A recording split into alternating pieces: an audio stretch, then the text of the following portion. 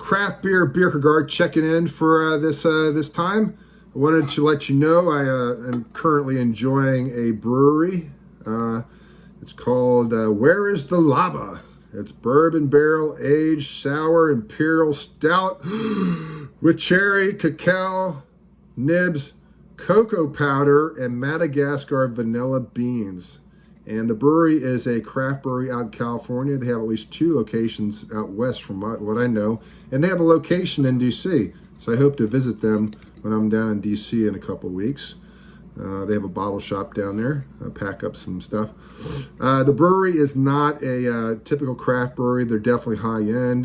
They make really, really complicated beers. They do very curated, multi-combination flavor types of stuff. I don't think I've ever had a beer that's had this many things going on with it, though.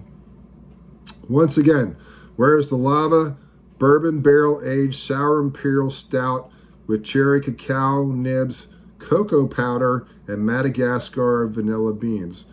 So the ABV on this is 16.2%. The can costs like $8. I was like kind of walking around when I was in the beer yard, and I was like, well, I'm gonna buy a 4-pack. I'm gonna buy a couple bomber bottles, not sure. Decided just to get one type of beer, one bottle or one can. This is absolutely delicious. I don't think I'd want anything more than 1 or 2 of these in my beer fridge, but once in a while, man, it's just delicious. So a couple of years ago, I was down at Max's Tap House in Baltimore with a couple of friends of mine, and I saw they had a brewery on tap. Max's, if you haven't been to, is great. It's down at Fells Point, and they have a really good selection of beers on tap and also bottles, et cetera, et cetera. So I said, oh, they have the brewery. That's from California. I remember the time I went out there and visited them. So I was like really excited. I didn't pay enough attention to what the beer was, and it was a sour, and I was not very experienced at that point with sour beers.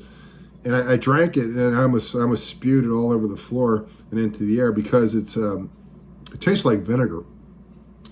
So when you sour a beer, it has special types of yeast in it. It has bacteria in it. The stuff that like sours milk, it's like a lactobacillus or something. You can also like sour beer by leaving it in the air, oxygenate the alcohol to some degree. Tricky. If you're going to do a home brew of sour, get ready. You might turn it into vinegar and then ruin your entire batch, and it's not going to be worth anything. You won't want to drink it. So when I ordered this sour beer down in Max's Tap House, it wasn't quite as complex as this. It was just pure acetic acid. I think that's what it was called. And like I said, I could barely drink it. And it took me like maybe 30 minutes. It cost me like $9. You know, there's no way I'm throwing it out, so I'm drinking it. I'm too cheap to throw beer out. But since then, I've been kind of maybe getting a little bit more appreciation for souring. You know, remember the first time you drank a really, really hoppy beer? It was like, oh, this is awful. I can't believe it. And then, you know, after maybe 3 or 4 more beers, you start getting used to it. And then maybe a case or 2 later, you're like, you know, I love hoppy beers. And what you originally thought was super hoppy is kind of more mainstream. I remember the first time I had Sierra Nevada Pale Ale. I was like, ugh. But then I drank it, and you know, after that I had developed more of a taste for hops, so now I like IPAs and things along those lines. So this is super complex. The souring works perfectly with the other things going on. It's a little bit sweet. You can definitely taste the barrel age there.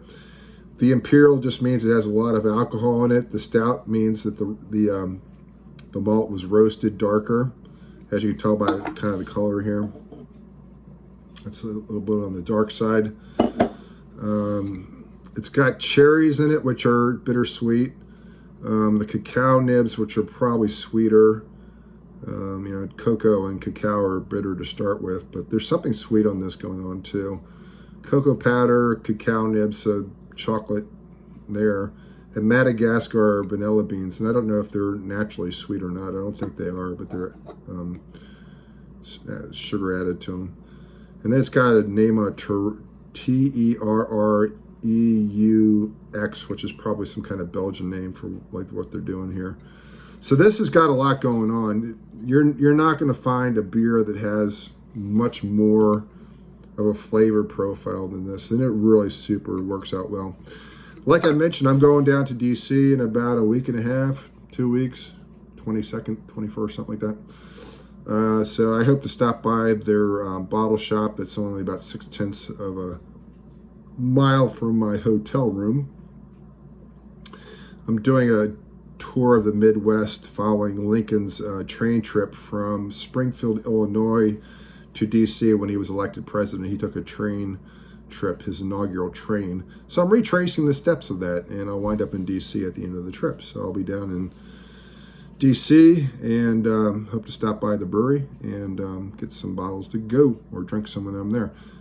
So if you see this, what's great about places like, Pennsylvania's moderated its alcohol laws to some extent, but what's good about a place like the Bierkergaard is you can buy single items, and I think it's allowed legally. Some places might not do it, it's just inconvenient. But this is the perfect one-off. I would not buy a 4-pack of this. Too expensive, too much of a unique taste. I would not buy anything more than 4, that's for sure. It would take me forever to drink it. But for one, that's a great deal. So the Bierkergaard in Wayne, Pennsylvania, great selection. Probably the best place I know here in Pennsylvania, this side of Pennsylvania. There's better places around, but Pennsylvania's got some weird laws, so this is a good place and highly recommended.